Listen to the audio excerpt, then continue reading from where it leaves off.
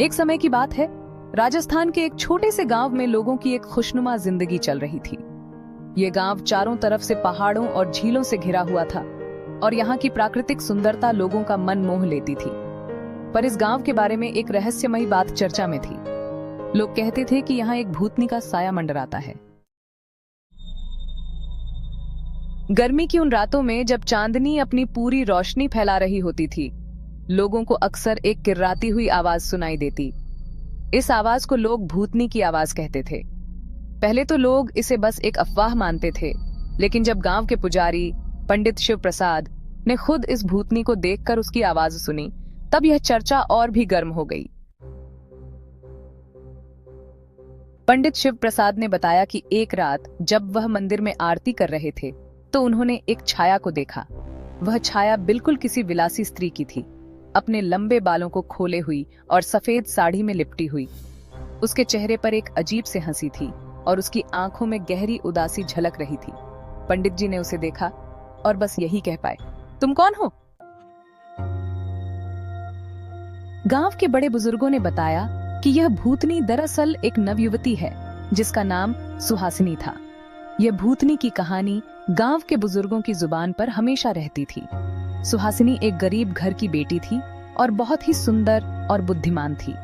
उसकी सुंदरता पूरे गांव में चर्चित थी, लेकिन उसकी किस्मत ने कुछ ऐसा मोड़ लिया कि उसे अपनी जान गंवानी पड़ी।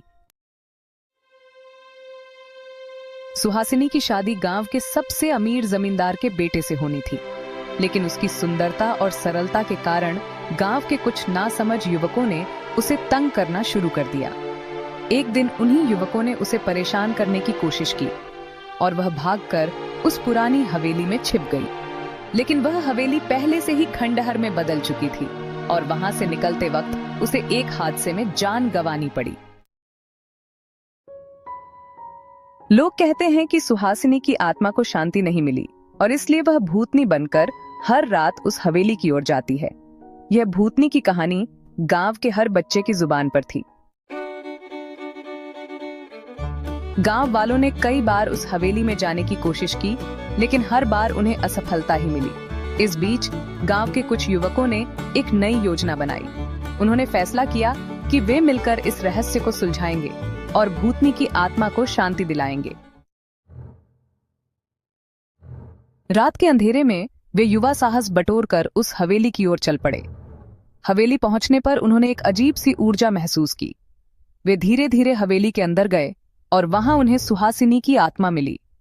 यह पूरी भूतनी की कहानी गांव के लोगों ने सुहासिनी से ही सुनी। उस आत्मा को देखकर डर गए, लेकिन साथ ही उसे ध्यान से देखने पर देखा कि उसकी आंखों में दुख और पीड़ा झलक रही थी।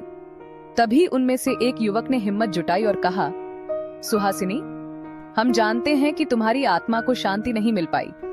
हमें बताओ, हम तुम्हारी मदद कैसे कर सकते हैं?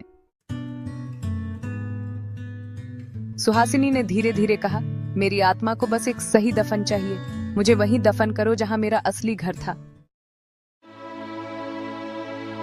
युवकों ने उसके निर्देशों का पालन किया और अगले दिन पूरा गांव मिलकर सुहासिनी के पुराने घर पर उसकी एक पवित्र धारा के निकट दफन किया। उसके बाद से गांव में भूतनी की आवाज कभी नहीं आई और गांव फिर से खुशहाल हो गया। इस तरह एक युवा लड़की की दुख भरी कहानी ने गांव के लोगों को एक सच्चाई से रूबरू कराया और सबको यह सिखाया कि सच्ची शांति आत्मा को तभी मिलती है जब इंसाफ और प्रेम का साथ हो।